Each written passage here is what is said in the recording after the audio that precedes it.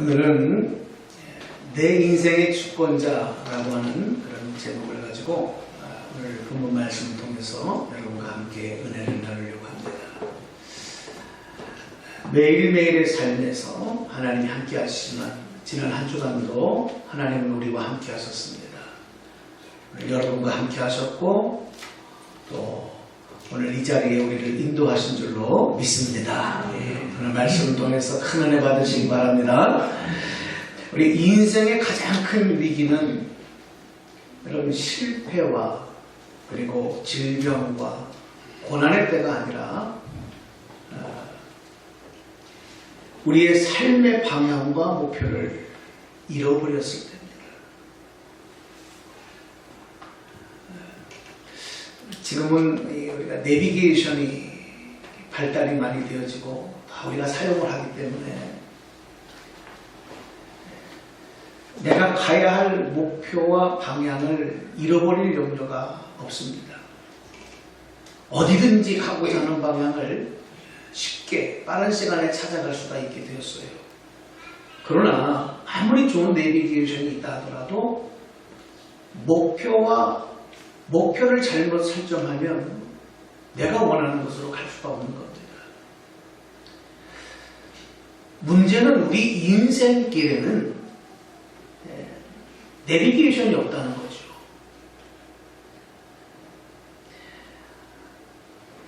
많은 사람들이 삶의 방향과 목표를 잘못 설정하고 헤매는 사람들이 참 많아요.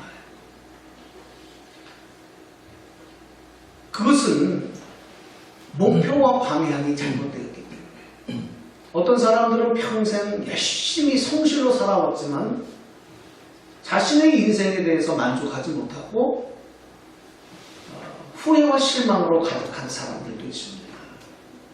그것도 역시 인생의 목표와 방향을 잘못 설정했기 때문에 그렇습니다. 설교를 준비하면서 통계를 한번 찾아봤습니다. 이 통계가 2014년까지밖에 통계가 발표되지 않았는데 우리나라가 이 OECD 국가 중에서 이 자살률이 연속 13년 동안 1위를 차지하는 참 이런 안타까운 통계를 보게 되었습니다. 한 해 자살자의 수가 무려 13,836명이라는 통계가 남아 있었습니다. 이 숫자는 10만 명당 27.3명이 자살을 했다는 것이고 이 수는 OECD 국가의 평균 2.3배가 되는 숫자라고 합니다. 특별히 우리나라의 자살의 특징은 노인들의 자살자가 많고 젊은 사람들보다 배가 된다는 거죠. 여성보다도 남성의 자살수가 2.3배나 더 많았습니다. 자살의 이유 중에 1위가 정신적인 문제, 2위가 경제적인 문제라는 그런 통계도 있었습니다. 자, 여러분, 별로 반갑지 않은 통계지만 이 통계를 통해서도 우리가 알 수 있는 것은 우리나라 국민들이 얼마나 그 인생길에서 그 삶의 현장에서 많이 방황하고 또 혼란을 겪고 있느냐, 이런 부분을 잘 알 수 있는 그런 통계가 아닐까 그런 생각을 하게 됩니다. 참 이런 이야기만 들으면 참 절망스러워요. 그런데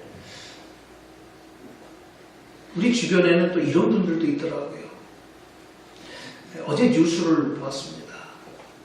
10월 8일, 어제는 제가 10월 8일이죠. 10월 8일 고 강기교 소방교라고 하는 분이 그 연결식이 있었던 것입니다. 이분은 지난 5일 태풍 차바가 몰아닥쳤을 때 그 집중호우로 인해서 물이 불어났고 거기에 고립돼 2명이 차 안에 고립되어 있다라고 하는 그런 신고를 받고 동료 2명과 함께 출동을 했다가 그들을 구조하다가 급류에 휩쓸려서 실종이 된 겁니다. 그리고 나중에 발견됐더니 이제 주검으로 발견됐고 참으로 안타깝게 29살의 나이에 생을 마감하게 되는 이런 안타까운 이야기였습니다. 이 강소방교는 31년간 이 소방서에서 소방공무원으로 일하다가 퇴직한 그 아버지를 참 존경했다고 합니다. 그래서 나도 아버지처럼 이렇게 어렵고 힘든 일을 당하는 사람들을 돕는 일을 하겠다. 그래서 소방 공무원이 되었고 119 구조대원으로 남을 구하는 일을 사명으로 알고 살아왔던 것입니다. 그는 어릴 적부터 아버지를 보고 배웠던, 부모님을 보고 배웠던 그 삶을, 자신의 삶을 가장 자랑스럽게 여겼습니다. 그리고 내가 걸어가는 지금 이 길이 나에게 가장 소중하고 귀한 일이라는 사실에 대해서 의심하지 않았던 것 같습니다. 그렇기 때문에 내가 가야 할 곳을 그곳이 어디라고 하더라도 나를 부르는 자리라면, 내가 필요로 하는 자리라면 그것을 회피하지 않았고, 내가 해야 할 일이라면 어떤 위험이 있어도 그 일을 회피하지 아니하고, 심지어는 생명의 위험이 있다 하더라도 그 일에 자신을 던질 수 있는 용감한 사람이었습니다. 바로 이런 분이 우리 사회에 있다고 하는 것은 얼마나 참 다행스럽고 얼마나 참 복된 일인지 모릅니다. 물론 슬픔을 당한 그 가족들은 너무너무 슬프고 안타까운 그런 모습이지만, 한편으로는 이런 분들이 함께 살아가는 사회, 이런 분들이 있는 사회는 참 희망된 사회다, 그런 생각을 가지고 왔습니다. 여러분, 우리 하나님의 백성, 하나님의 자녀인 우리 그리스도인들은 세상 사람들이 살아가는 삶의 모습과는 다른 삶을 살아야 합니다. 왜냐하면 신분이 다르잖아요. 저와 여러분에게는 하나님의 자녀라는, 하나님의 나라의 백성이라고 하는 세상 사람들, 믿지 않는 사람들과는 다른 또 다른 신분이 우리에게 주어진 겁니다. 그래서 오늘 저와 여러분들을 그리스도인이라고 부르는 것이죠. 오늘 저와 여러분을 통해서 세상에, 이 사회에, 이 시대에 소망과 빛을 주는 그런 아름다운 일들이 나타나기를 소망합니다. 그러기 위해서 우리 그리스도인들이 추구하고 목표하고 가는 방향이 좀 세상 사람들과는 달라야 되겠다. 그런데 여러분, 한번 우리 스스로 한번 생각해 보십시다. 도대체 나는, 예수 믿는 나는, 그리스도인인 나는 세상 사람들과 뭐가 다를까? 뭐가 다르신가요? 그냥 주일날 교회에 와서 예배드리고 나는 하나님을 믿는다는 내 마음의 고백, 그거 빼고 나면 내 삶 속에서 정말 믿지 않는 세상 사람들과 구별될 수 있는 것은 과연 무엇일까? 우리 한번 질문을 던져봤으면 좋겠습니다.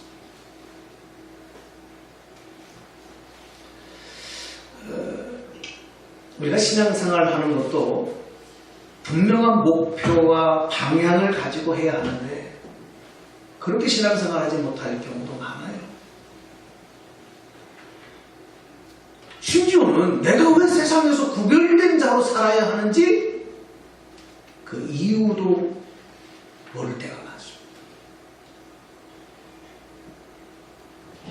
그러니까 우리가 세상에 살아가는 삶의 방향과 목적은 그냥 세상에서 성공하고 부귀영화를 누리고 내 욕심과 내 욕망을 채우는 일을 통해서 더 많은 것을 가지고 누리고 높아지는 것을 통해서 그것이 내 목표고 그것이 내 삶의 이유라고 하는, 거기에서 행복과 기쁨을 찾으려고 하는 이런 삶이 될 수밖에 없는 거죠.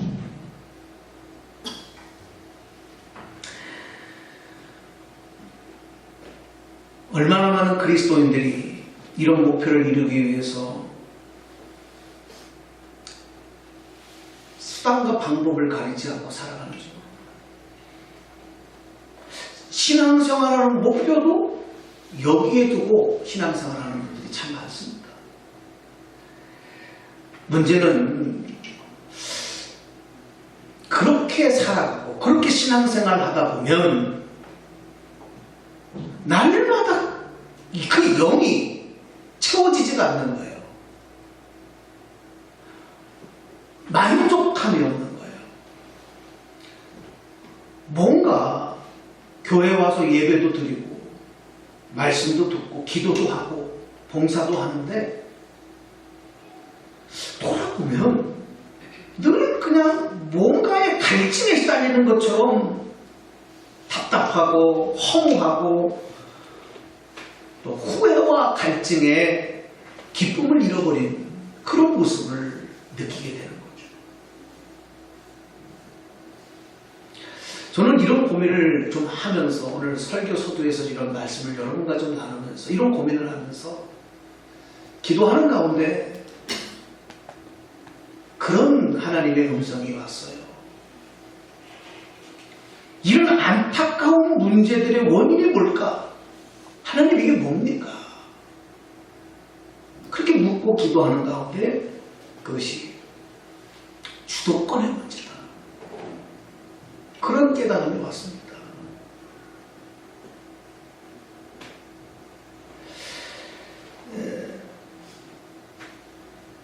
창세기에 보면 인간의 죄는 내가 하나님과 같이 되고 싶어지는 그 욕망, 그 욕심 때문에 시작이 되었다. 그게 인간의 죄의 시작입니다. 내가 하나님과 같이 되고 싶다. 이 말은 다른 말로 말하면 뭐예요? 죄인인 인간에게는 내 마음대로, 내 판단대로, 내 욕심대로 살고 싶은 그런 마음이 하나님의 말씀대로, 하나님의 뜻대로, 하나님의 섭리대로 살고 싶은 마음보다 더 강하다는 거예요.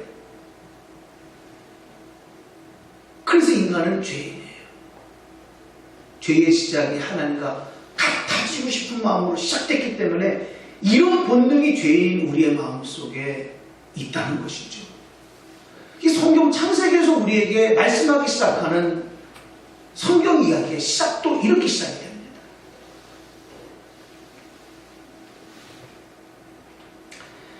그러니까 이 죄악의 본능대로 살아간다면 인간은 영원한 사망에 이르게 되는 거고, 이 죄악의 본능을 포기하고 하나님의 뜻과 섭리에 순종하며 살아가면 영원한 생명에 이르게 된다. 이게 또 성경의 약속이에요.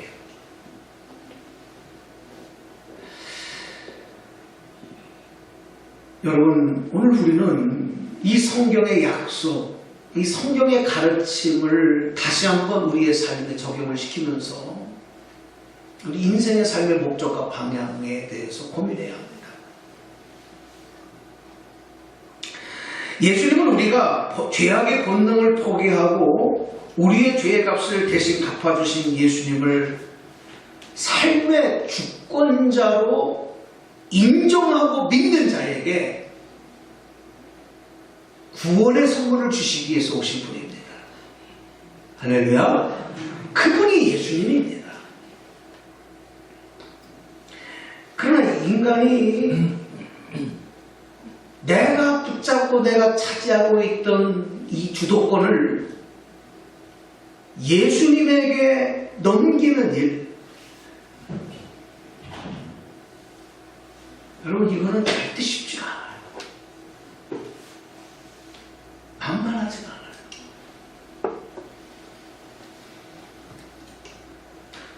입으로는 또 때로는 우리가 은혜를 받고 그렇게 결단할 때도 있어요. 내가 그렇게 하겠습니다. 또 기도하다가도 주님, 내가 그렇게 하겠습니다. 이렇게 주님 앞에 고백하고 시인할 때도 있어요. 그러나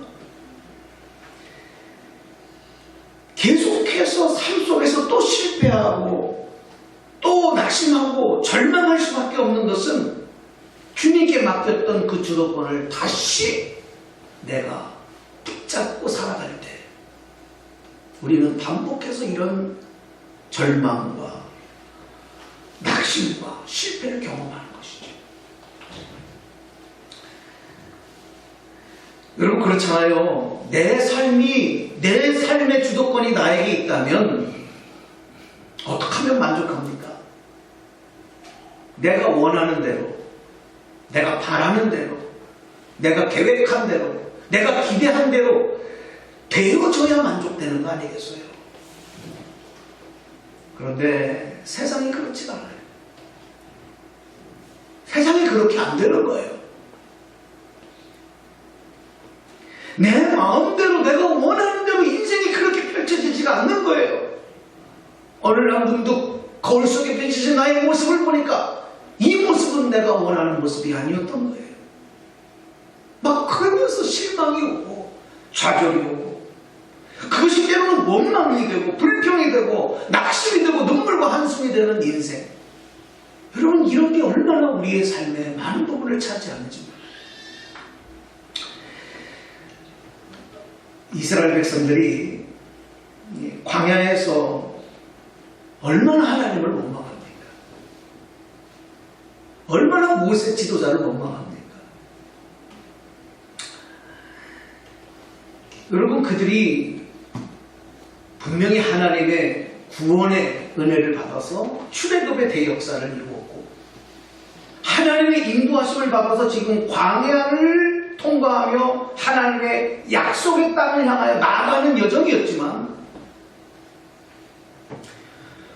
그들은 여전히 애굽 땅에 살고 있을 때에 그랬던 것처럼 자신의 삶의 주도권을 포기하지 않았어요. 여전히 그 주도권을 자신들이 움켜쥐고 있었기 때문에 순간순간 나타나는 현실에 벌어지는 일들이 내가 원하는 대로, 내가 기대한 대로, 내가 바라고 소망했던 대로 그런 일들이 벌어지지 않을 때마다 그들이 할 수 있는 것은 원망과 불평과 절망과 눈물밖에 없었던 것이죠. 때로는 다퉜습니다. 광야 40년 동안 하나님은 택하신 그들의 삶의 주도권을 포기하고 그것을 하나님께 맡기게 하시려고 하는 기회를 저들에게 허락해 주셨지만 그들은 그 기회를 다 회피해버렸습니다. 결국 어떻게 됩니까? 그들은 약속의 땅에 들어가지 못하고 광야에서 모두 죽고 말았다는 거죠. 이 내용을 성경은 생생하게 증언하고 기록해 놓고 있습니다. 그리고 우리 보고 그것을 보고 깨달아라.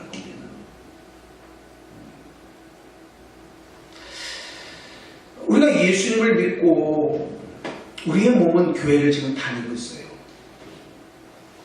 성경 말씀을 읽기도 하고 성경 말씀을 듣기도 하고 그렇게 해서 이제 신앙생활을 이어갑니다. 기도도 하고. 그런데 그럼에도 불구하고 여전히 내 인생, 내 삶의 주도권을 예수님 앞에 맡기고 그분의 종으로 살아가지 못한다면 여러분, 우리의 결과는 어떻게 될까요? 하나님의 나라의 백성이 될 수가 없어요. 영원한 하나님의 나라에 이를 수가 없다는 말입니다. 여러분 우리 주변을 한번 보십시오. 얼마나 많은 사람들이 세상에서 서로 내가 주도권을 잡기 위해서 싸우고 경쟁합니까? 국회를 한번 보십시오. 정치인들을 보십시오. 회사와 회사 간의 경쟁을 한번 보십시오. 어제 뉴스를 보니까 우리나라의 삼성, 그 다음에 애플과의 엄청난 전쟁이 벌어집니다. 가만히 보니까 서로 그 패권을 놓치지 않기 위해서 싸우는 그런 일종의 경제 싸움이다 하는 느낌이 왔습니다. 그런데 우리 그리스도인들은 내가 이 주도권을 가지려고 잡으려고 하는 싸움이 아니라 오히려 이 주도권을 어떻게 하면 포기하느냐. 저는 이 싸움을 싸우는 사람들이 우리 그리스도인이다. 그렇게 되어야 된다. 그런 생각을 하게 됩니다.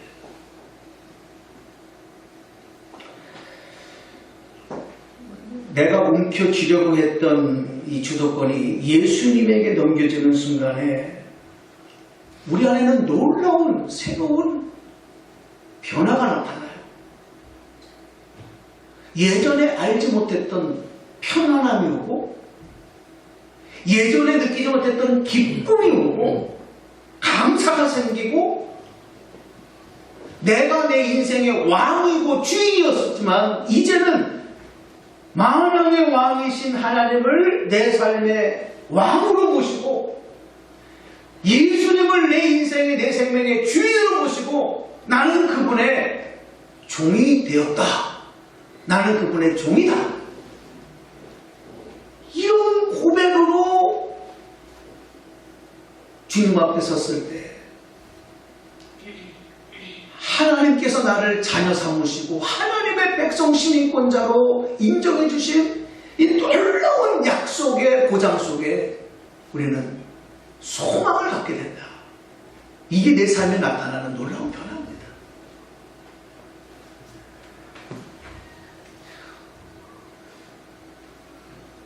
지난 날을 한번 돌이켜봤습니다. 지난 날을 돌이켜보니까 내가 좋아하고 내가 하고 싶은 일을 할 때 그것이 행복이지 그렇게 생각하면서 정말 정신없이 그 일에 붙여 살아본 적도 있습니다. 그런 적이 있더라고요. 또 나를 좀 더 개발하고 좀 더 많이 배우고 세상의 이런 학문과 세상의 지식으로 이 배움으로 내가 만족할 수 있다. 그래서 학교를 다니고 세미나를 쫓아다니고 그런 배움에 빠져보았던 적도 있습니다. 그러나 이 삶의 주도권 문제가 해결되지 않았을 때 행복하지 않았습니다. 결혼을 하고 가정을 이루면 내 삶이 행복하다. 그렇게 생각을 했지만 결혼을 하고 가정을 이루었는데도 행복하지 않다는 생각이 들 때도 있었어요. 자녀가 생기고 부모가 생기면 행복할 것이다 생각을 했지만 그렇지 않다는 생각이 밀려올 때도 있었습니다.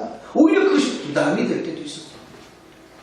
좋은 직장, 좋은 직업을 가지고 그러면 내 삶이 행복하다고 생각할 수도 있지만 삶의 주도권의 문제가 해결되지 않고 나서는 여러분 전혀 이 문제가 해결되지 않는 겁니다. 내 인생과 내 삶에 대해서 매일매일 주도권의 문제로 고민하며 이것을 주님 앞에 이양할 때만 우리에게는 새로운 소망이 생기는 것입니다. 여러분 인간은 그런 것 같아요. 내가 죄인이다. 나는 죄인이다라고 하는 것을 인정하는 그 순간부터 비로소 깨닫지 못했던 내 삶의 목표와 방향에 전환이 오기 시작하는 거예요. 신앙생활은 죄인이라는 사실을 인정하는 순간부터 신앙생활이 시작이 되는 거예요. 죄인의 몸으로는 하나님 주신 생명의 기쁨을 누리지 못하고 생명의 주인이신 하나님과도 그 관계가 단절된 몸으로 살았지만, 그래서 우리의 영혼은 죽은 자의 모습이 되었지만, 그러나 예수님을 나의 주인으로 삼고 나니 죽었던 것 같은 내 영혼이 다시 살아나는 거예요. 새로운 신분이 생기고 새로운 소망이 생기는 것입니다. 하나님의 아들이신 예수님에 대해서도 관심도 없었고 십자가에 대해서도 관심도 없었지만, 그 십자가가 그렇게 고통받고 죽으신 예수님이 내 삶의 새로운 방향과 목표가 되신다는 사실을 깨닫고 나서부터 내 삶에는 해방과 기쁨과 새로운 감격이 생기는 것이에요. 그때 우리 주신 이 자녀의 권세, 얼마나 복되고 귀하다 하는 것을 노래하지 않을 수가 없는 것입니다. 사도 바울을 보니까 사도 바울은 정말 누구보다도 자기 주장이 확실한 사람이었고 자기 의지가 강한 사람이었습니다. 성경에 보니까 그 혈통이 아브라함의 자손이라고 했고 유대인 중에서도 베냐민 지파, 이렇게 기록을 했습니다. 태어난 지 8일 만에 할례를 받은 정통적인 이브리인이었고 율법으로는 바리새인이었기 때문에 그의 율법에 대한 맹종과 열심은 가히 대단했습니다. 따라올 사람이 없었습니다.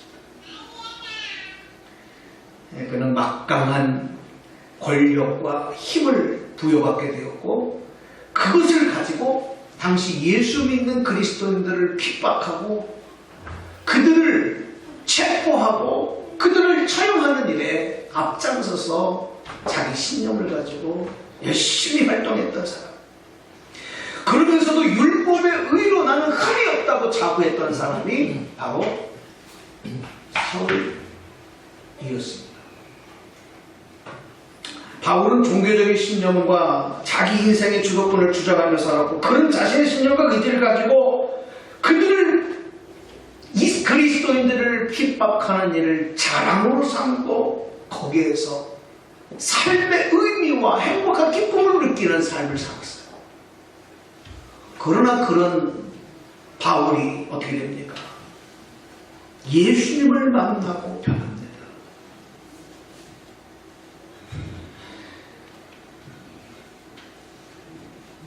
예수님을 만나고 예수님 안에서 새로운 나를 찾게 된 겁니다. 그게 바울에게 변화로 나타난 겁니다. 예수님을 통해서 다시 새 생명을 받아 새로운 인생을 살아가게 되죠. 그 이후로 사도 바울은 예수님에 대한 복음을 전도하면서 그것이 바로 십자가의 도를 쫓는 삶이다, 이렇게 전했고 증거했습니다. 나를 구원하시고 새 생명과 자유함을 주신 예수님의 복음 외에는 그 어떤 곳에서도 하나님이 창조하신 내 자신, 온전한 내 자신을 발견할 수 없다는 사실, 이것이 바로 사도 바울의 신앙 고백이었던 것입니다. 그래서 오늘 본문 말씀에서 사도 바울은 이렇게 고백했던 것입니다. 오늘 말씀을 다시 한번 봉독해 주시기 바랍니다. 그러나 무엇이든지 내게 유익하던 것을 내가 그리스도를 위하여 다 해로 여길 뿐더러 또한 모든 것을 해로 여김은 내 주 그리스도 예수를 아는 지식이 가장 고상하기 때문이라. 내가 그를 위하여 모든 것을 잃어버리고 배설물로 여김은 그리스도를 얻고 그 안에서 발견되려 함이니, 내가 가진 의는 율법에서 난 것이 아니요 오직 그리스도를 믿음으로 말미암은 것이니 곧 믿음으로 하나님께로부터 난 의라. 아멘. 여러분의 삶과 신앙생활에서는 그리스도 안에서 발견되는 새로운 나를 통해 고백하는 이 사도 바울의 이 고백, 여러분 이 고백으로 충만하고 이 고백으로 채워지는 은혜가 있기를 주님의 이름으로 축원합니다. 예수님 안에서 새로운 나를 발견한 사람은 이제 더 이상 내 삶의 주관자는 내가 될 수 없다는 사실을 알게 됩니다. 그것을 인정하게 됩니다. 오직 예수님만이 내 삶의 주관자임을 고백하는 삶을 살게 됩니다. 그때부터 우리 삶에 하나님의 나라의 기쁨이 임하고 이제는 나의 욕심과 욕망으로 세상적인 목표를 이루기 위한 삶이 아닌 하나님께서 주시는 사명을 따라가는 변화된 삶이 우리의 삶의 지고증이 되는 거죠.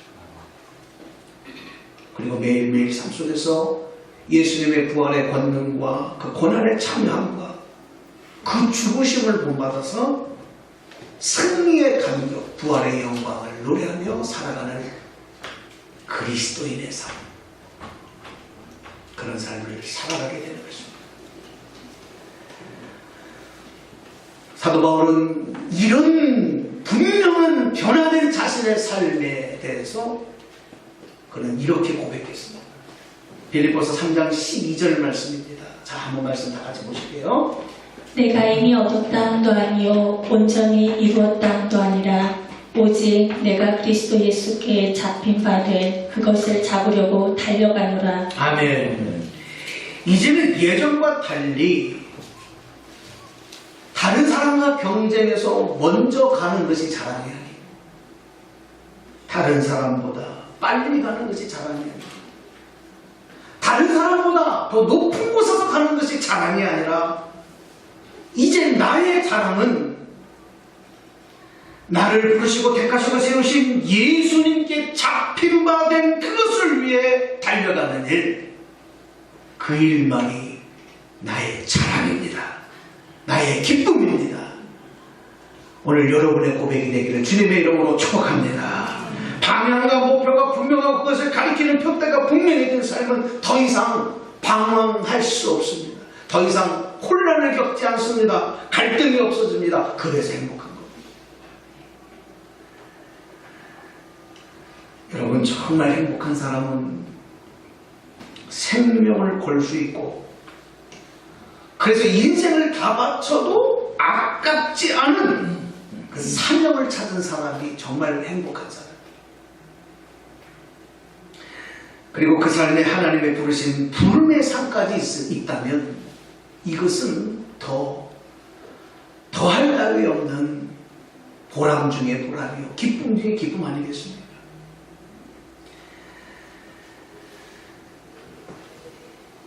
지금 현실에서 나의 형편과 나의 상황이 어떤가? 그것 때문에 실망하고 절망하고 원망하고 불평하게 되지 않습니다. 그것이 문제가 되지가 않습니다. 지금 내가 지금 어디까지 와 있고 얼마나 또 남아 있느냐? 여러분, 이것도 별로 문제가 되지 않습니다. 어떤 분들은 내가 태어나서 지금까지 살아온 날을 굉장히 중요하게 꼽는 분도 있고, 또 어떤 분들은 내가 앞으로 살아갈 날이 얼마나 남았느냐를 굉장히 꼽고 살아가는 분들도 있는데, 여러분, 이런 은혜 가운데 임할 때 이제 그런 문제가 되지 않아요.